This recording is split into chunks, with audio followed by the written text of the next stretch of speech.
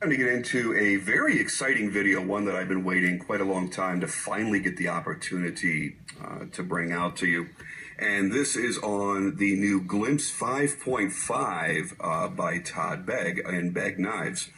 And what I'm going to do here is I'm going to kind of show it to you up against my other two models, my original Bodega Big Red and my Mini Glimpse Friction Folder, just to give you some size comparisons and kind of an idea of what the differences are between the different models.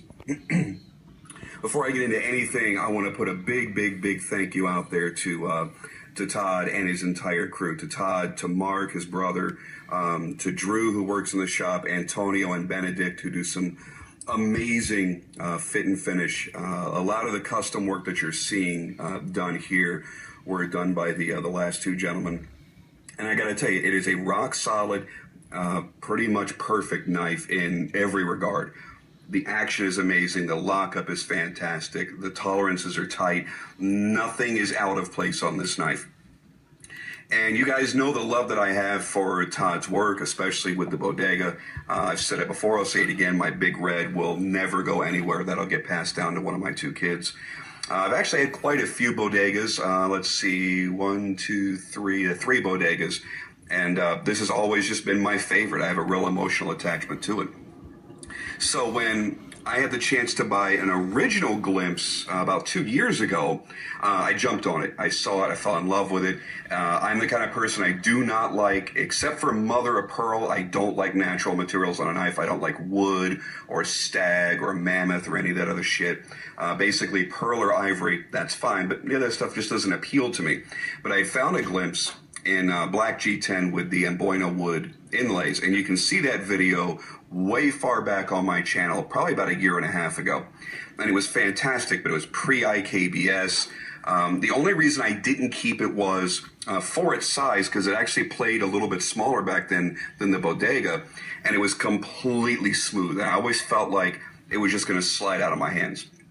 So even though I loved the knife, it was absolutely gorgeous, and it was a really rare piece, and it had a little bit of history behind it. I did end up letting it go in search of another grail. So when Todd announced they were going to be doing the 5.5, I immediately asked him to put me on the list. And Mattia was kind enough to do that. Got all the update emails, as many of you did. They got in on the first run. And it's been a long time, honestly. It's been a long time waiting for it to happen. Todd wanted to make sure it was going to be perfect. Did some design changes, and I love everything that he's done here. The other cool thing about it is the fact that when you went to actually place your order, when you got the email saying, okay, for those of you that got on the list, the website is ready to start taking your orders. When you got there, you had a series of pull-down menus, and they don't exist right now because they're sold out. But I think they said they're on an 8 to 10 week backlog on it, and I'm sure at some point they're going to open up orders again, and then you'll see this again. There were multiple blade options as far as the treatment of the blade, whether you got fluted, a compound swedge, or dagger grind. I wanted to go with the original fluted so it would match my Bodega. You had different finishes available. Comes standard with a tumbled finish. I obviously went for the satin, again, to match my Bodega. And then you had a couple of different options in the frame. You could get the diamond pattern, or I'm trying to think of how the two were actually worded. Doesn't really matter. It's not that big of a deal. But there were two different, scalloped was the other one. Scalloped and diamond pattern were the two options. And then you could go into all the minutia of it, as far as if you wanted the cracked ice detail, which I don't know why I pointed at the backspacer, but right there, as you see on the clip. And then you could choose to upgrade from the standard IKBS to the IKBS with the ceramic balls.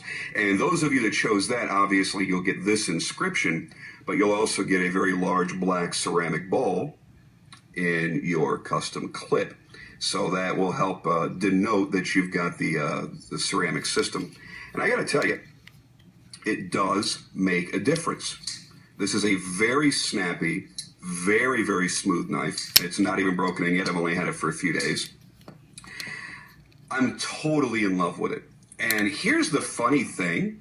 it's pretty much the same size as the Bodega. And they didn't, at least from my memory, I remembered my Glimpse being a little bit smaller than my Bodega. Either that's just something that's in my head or what, I don't know. Maybe they changed it. But let's put them side by side very quickly and give you a butt-to-butt comparison. Because as we all know, everything should be butt to butt. And you see that they're virtually identical, but the blade length on the Glimpse is actually a hair longer. What you've got here is a 3.875-inch blade versus a 3.75-inch blade. So 3 3/4 inches and then just a hair over that. So the Glimpse actually comes out larger. Now you have a shorter cutting surface here because of the very large choil that's cut into this one. We still have a choil in the Bodega, but it's not as pronounced, and it doesn't take up quite as much of the cutting area. And then obviously you see the major differences in the shape of the blades. This definitely, it's always had kind of like a whale look to it to me, kind of like a big sperm whale. No, not a sperm whale, which is humpback whale. I don't know. I'm not an oceanographer, but I think the definite difference in the blade profile was enough for me to justify getting another one. Now let's put it up against this little guy right here, which is their friction folder. You guys know that I actually despise friction folders. This is the only one that I have, and I actually carry this a lot. It's actually seen quite a bit of use. This was actually given to me by Mark back in June at the Blade Show. It was a really kind gift of him to give this to me. He says it was a one-off. It was the only smooth G10 friction folder that they ever made. So that's pretty damn cool. So we put that in there. And then you see the obvious design similarities. You see the blade shape. You see the way that the groove goes downward toward the tip and how pronounced the grinds are on the blade. Not that the Bodega isn't. It is, of course, but there's something a little bit different about the Glimpse. Now, the other big difference between the Glimpse and the Bodega is going to be the way they sit in the hand. Now, the Glimpse actually will not sit up straight because everything's been rounded off during the customization. But you'll see that the Glimpse is a lot slimmer. Not only in the titanium itself, but you don't have the inlays sticking out from there either because this is just milled titanium. So you've got something that's slimmer in the hand. It is actually a lot lighter in weight.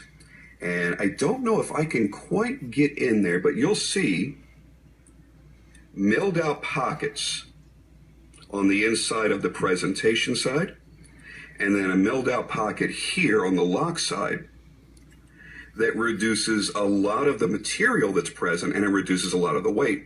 Now you'll also notice that they got rather ornate even on the interior of the knife. And this is something that in this price range you typically would not expect.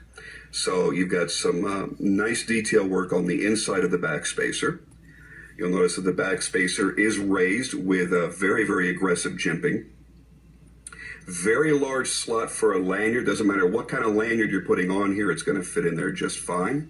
Then, of course, you see the milled groove here with the alternating sizes of the holes, which is a signature of Todd's work throughout the years. Great work all the way through this. And what I love is with this diamond texture, now I have some tactility that the original Glimpse that I had lacked. So now I've got something that feels a lot more solid in my hand. And I love when there's something in this area on a knife. So my thumb can rest while I flip the knife open. I've had a few knives that, especially ones with harder, really hard detents, which I love.